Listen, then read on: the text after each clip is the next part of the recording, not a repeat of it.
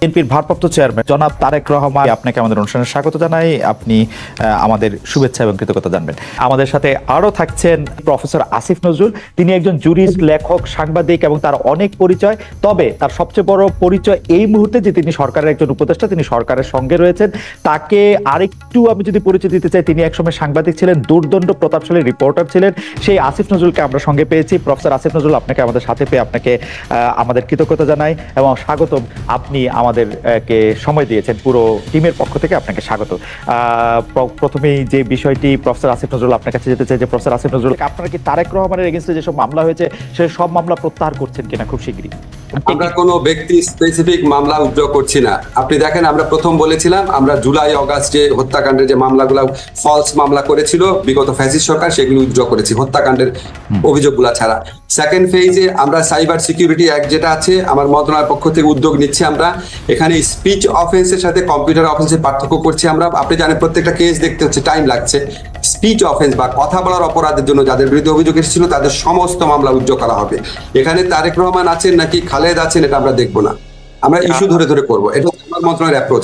আরেকটা কথা বলি, আপনার মনে প্রশ্ন রাখতে পারে তাহলে হঠাৎ করে রোজিনা আর মাহমুদুর রহমান মান্নারটা উইথড্র হলো কেন?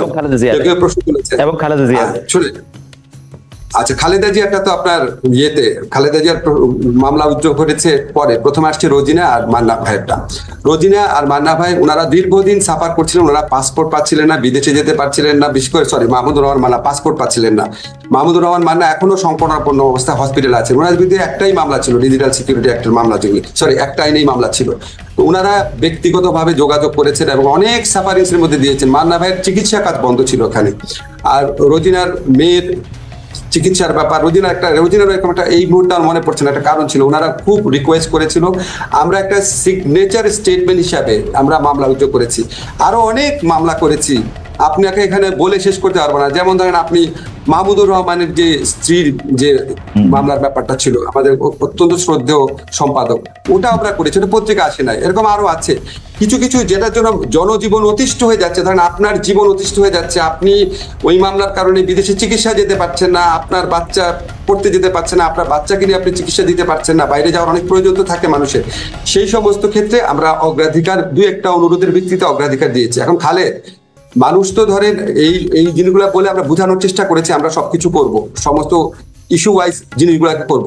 ইস্যু ওয়াইজ করার ক্ষেত্রে আমরা ইস্যুটা একটা একটা করে ভাগ করছি। এই থার্ড ফেজে সাইবার সিকিউরিটি একটা মামলার পর থার্ড ফেজে আমার ইচ্ছা আছে আমাদের মন্ত্রণালয়ের পক্ষ থেকে মামলা উইথড্রয়ের ব্যাপার, কিন্তু আমাদের আর স্বরাষ্ট্র মন্ত্রণালয়ের পক্ষ থেকে একসাথে কাজ করতে হয়। থার্ড ফেজে আমরা গায়েবী মামলাগুলো উইথড্র করার চেষ্টা করব, কারণ বাংলাদেশে একটা মামলার দীর্ঘ জট রয়েছে। গায়েবী মামলা উইথড্র হলে সেটার দিক থেকেও লাভবান হবে। এবং আপনি জানেন এই গায়েবী মামলাগুলো এত অবিশ্বাস্য, এত হাস্যকর, এত গাঁজাখুরি ছিল, এটা উইথড্র না করা তো মহাপাপের মতো একটা ব্যাপার হবে। আমরা আপনাকে একটু বলি, আমরা ফেজ ওয়াইজ যাব, ব্যক্তি ওয়াইজ যাব না। ব্যক্তি ওয়াইজ যে দুই একটা ঘটনা দেখেছেন আপনি, এটা এক্সেপশন। বেগম খালেদা জিয়াটা সেজন্য এক্সেপশন ছিল, তবে তারেক রহমান সাহেবের ক্ষেত্রে কোনো এক্সেপশন করা হচ্ছে না। বেগম খালেদা জিয়ার ক্ষেত্রে মামলা উইথড্র ব্যাপারটা আপনি কোনটা বলতে চাচ্ছেন? ওনার যে ক্ষমা করার ব্যাপারটা? জি, ক্ষমা করার ব্যাপারটা।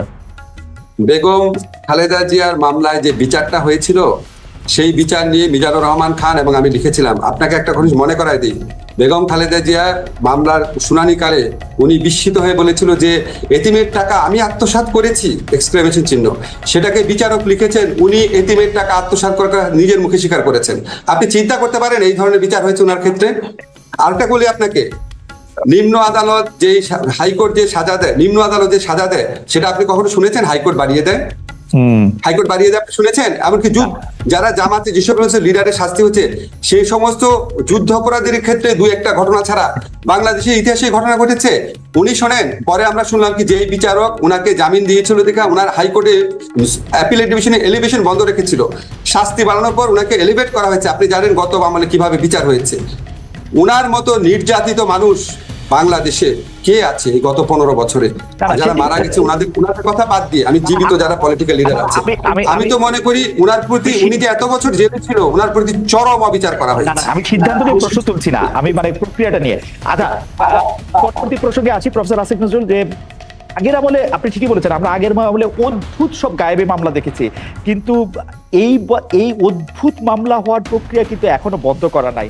আমি একটু কাগজ দেখে বলি, আমার সুবিধা হয় যে ক্রিকেটার সাকিব আল হাসানের বিরুদ্ধে মার্ডার কেসের মামলা হয়েছে, অভিনেতা জায়েদ খান, যেটি আমি আগে বলেছি, তার বিরুদ্ধে মামলা হয়েছে, বাফুফের সভাপতির বিরুদ্ধে মার্ডার কেস হচ্ছে, আগের সরকারের দুর্নীতিবাজ মন্ত্রী যার বিরুদ্ধে হতে পারত গুছানো সুন্দর একটি দুর্নীতির মামলা বা মানি লন্ডারিং এর মামলা, তা না করে ঢালাওভাবে নিউ মার্কেটের একজন হকার হত্যা মামলাকে সবাই গ্রেফতার দেখানো হচ্ছে, এবং আদালতও সেই সব মামলায় কারো জামিন মঞ্জুর করছে না, ঢালাওভাবে রিমান্ড দিয়ে যাচ্ছে। পার্থক্যটা তাহলে কোথায় হলো প্রফেসর আসিফ নজরুল? আচ্ছা, পার্থক্যটা আপনাকে বলি। ধরেন আপনি, আমার এতগুলো নাম তো মনে থাকবে না, দুইজনের নাম মনে আছে, সাকিব, জায়েদ খান। যখন কেউ মামলা করে, মামলা করাটা মানুষের অধিকার, বুঝছেন? ব্যক্তিগতভাবে একজন মামলা করে দিল, সেই এই মামলাগুলা পুলিশ করে নাই। পুলিশ যদি করে তাহলে আপনি বুঝবেন রাষ্ট্র জড়িত আছে। এই মামলাগুলা ব্যক্তিগতভাবে করা হচ্ছে, 1 নাম্বার। 2 নাম্বার হচ্ছে মামলার কারণে, এই যে আপনি সাকিব বলে জায়েদ খান বলেন, unless you are a directly involve political figure, এই উনাদের ক্ষেত্রে কি কোনো গ্রেফতারের ঘটনা ঘটেছে? গ্রেফতার ঘটনা ঘটে নাই।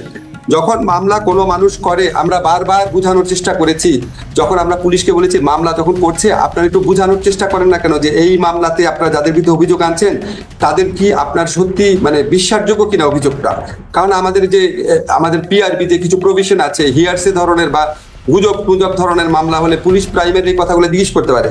পুলিশ কাছ থেকে এবং এমনকি আদালতের কাছ থেকে আমরা যে তথ্য পেয়েছি, যারা মামলা করতে আসে তারা এত বেশি প্রেশার, ওইখানেও এক ধরনের মানে মক প্রেশার থাকে যে পুলিশের পক্ষে এবং কোনো ক্ষেত্রে আদালতের পক্ষে, যারা বিগত ফ্যাসিস্ট রেজিমের আমলে যাদেরকে নিপীড়ক সংস্থাতে পরিণত করা হয়েছিল, তাদের সেই মরাল কারেজ থাকে না এই উন্মত্ত জনতাকে কনফ্রন্ট করার জন্য। এগুলি ঘটনা প্রথম দিকে ঘটেছে।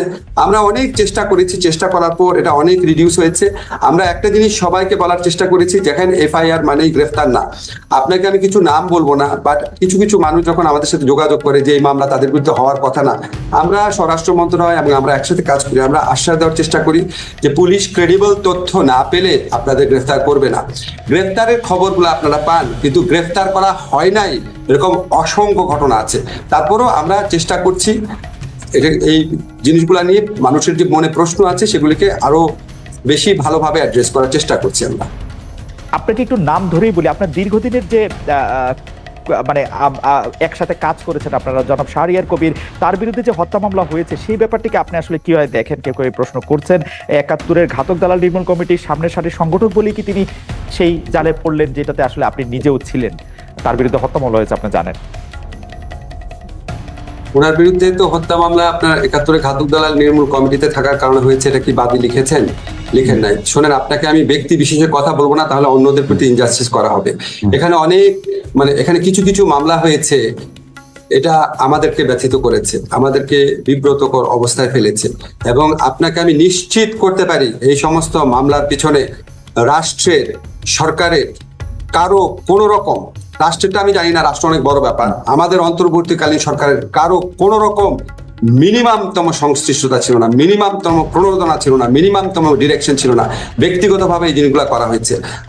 আমি ব্যক্তি স্পেসিফিক না ভাবে আপনাকে বলি, আমরা যখন দেখি একজন বৃদ্ধ মানুষকে, একজন বয়স্ক মানুষকে, বা একজন আপনার হুইল চেয়ার ব্যবহার করছে এরকম মানুষকে, বা একজন আপনার কম্পারেটিভলি অনেক পরিচ্ছন্ন ইমেজের মানুষকে, ধরেন আমি প্রফেসর মান্নানের কথা বলতে চাচ্ছি, ওনাদের বিরুদ্ধে যখন এরকম মামলা হয়, এটা তো কারো এনজয় করার কথা না, এটাকে তো কারো ভালো কথা না। কিন্তু আপনি বিচারিক প্রক্রিয়ার মধ্যে দিয়ে যতটুকু পারা যায় সেখানে আপনি ওনাদেরকে রিলিফ দেওয়ার চেষ্টা করবেন। এখন আমাদের সমাজে এরকম কোনো ধারণা আছে যে একটা মানুষ যদি খুব মানে ফেমাস হয় বা একটা মানুষ যদি খুব জনপ্রিয় হয়, হয়তো উনি কোনো অপরাধ করতে পারেন না। কিন্তু ধরেন আমি আপনাকে আমি নূর ভাইয়ের কথা বলছি, ধরেন আসাদুজ্জামান নূর ভাইয়ের গ্রেফতার নিয়ে অনেক প্রশ্ন উঠেছে, উনাকে ঢাকার হত্যা মামলা নিয়ে যদি গ্রেফতার করা হয় এটা নিয়ে তো প্রশ্ন ওঠারই কথা। তো আমরা পরে ইনভেস্টিগেট করে দেখলাম ওনার বিরুদ্ধে নীলফামারীতেও মামলা হয়েছে। এখন খালেদ, আপনি আমাকে বলেন, নীলফামারীতে তো উনার এলাকাতে তো কিছু মৃত্যুর ঘটনা ঘটেছিল, ওনার গাড়ি ভরে হামলার পর কিছু এক্সট্রা জুডিশিয়াল কিলিং হয়েছিল, এটাতে ওনার জিরো ইনভলভমেন্ট থাকতে পারে। কিন্তু ওইটার কারণে যদি স্থানীয়ভাবে কেউ মামলা করে, আমি কি তারে বলবো যে নূর ভাই অত্যন্ত ফেমাস অভিনেতা, খবরদার ওনার বিরুদ্ধে মামলা করবা না? আমার কি অধিকার আছে? আমার শুধু এইটা দেখার আছে বিচারিক প্রক্রিয়ার মধ্যে দিয়ে ডিউ প্রসেসটা যেন কনফার্ম করা হয়। আমার শুধু একটাই জানার ইচ্ছা, আপনার কাছ থেকে তো জীবনে বহু আইনি সমস্যা নিয়ে আপনার কাছে গিয়েছে, মামলা হয়েছে ভালো কথা, তার বিরুদ্ধে মামলা চলতেই পারে, তাকে গ্রেফতার করাটা খুব প্রয়োজন ছিল? মানে রিপোর্ট চলতে পারে, তিনি আদালতে হাজিরা দিতে পারতেন, জামিন থাকতে পারতেন, তাকে রিমান্ডে নেওয়া, রিমান্ড চাওয়া, রিমান্ড নেওয়া, এগুলি খুব জরুরি ছিল। মানে আমি জানতে চাচ্ছি, আমার কিন্তু আসাদুজ্জামান নূরের প্রতি কোনো আলাদা কোনো রকম কোনো জায়গা থেকে আমি বলছি না, মানে আমি শুধু জানতেই চাচ্ছি। দেখেন, আমি যদি আপনার সরকারে না থাকতাম আমি অনেক কিছু বলতে পারতাম। এখানে একটা যৌথ দায় দায়িত্বের ব্যাপার আছে। কোনো কিছু যদি আমার ভালো না লাগে, এটা দায় দায়িত্ব আমারও থাকবে, ভালো না লাগলেও। ফলে আমি এটা কারো এখানে আমার সমালোচনার অধিকার নাই, কারণ আমি সরকারের অংশ। তবে আপনাকে আমি একটা জিনিস তো বললাম যে আমাদের সরকারের আমলেও কিছু কিছু জিনিস হচ্ছে যেটা আমাদের কোনো রকম সংশ্লিষ্টতা নাই এবং আমরা এটা এনজয় করছি না, আমাদের ভালো লাগছে না। আপনাকে একটা জিনিস শুধু মনে করিয়ে দিচ্ছি, 15টা বছর একটা দল ক্ষমতায় ছিল, তারা সমস্ত প্রশাসন নিজের মতো সাজিয়েছে। এই পুলিশে যত মানুষ আছে তাদের মধ্যে অর্ধেক তাদের আমলে অ্যাপয়েন্ট করা, অর্ধেক পত্রিকা রিপোর্ট আছে, আপনি দেখবেন সমস্ত প্রশাসন তাদের সাজানো। সমস্ত কিছুতে আমাদের ইচ্ছার প্রতিফলন আমরা এখনো ঘটাতে পারি নাই। অনেক ক্ষেত্রে কিছু কিছু জিনিস হচ্ছে যেটা হয়তো আমাদের এই 15 বছরের ফ্যাসিস্ট গভর্নমেন্ট না থাকলে, নিয়মিত সরকার পরিবর্তন না হলে আমরা আরো অনেক ভালোভাবে কন্ট্রোল করতে পারতাম। তবে আমরা কন্ট্রোল বাড়াচ্ছি। মানে নূর ভাইয়ের সময়ে সরকারের আমলে নিয়োগ করা পুলিশরাই তাকে গ্রেফতার করে নিয়ে যাচ্ছে, না নূর ভাইয়ের আমলে, আমি তো নূর ভাইয়ের প্রসঙ্গে এটা বলি নাই। আমি বলতে চাচ্ছি, ধরেন কিছু কিছু ক্ষেত্রে ঘটনা ঘটে, ধরেন আমরা হয়তো কোনো একটা জিনিস জানছি না, বাট হয়তো আমাদেরকে বিব্রত করার জন্য কিছু মামলা হচ্ছে।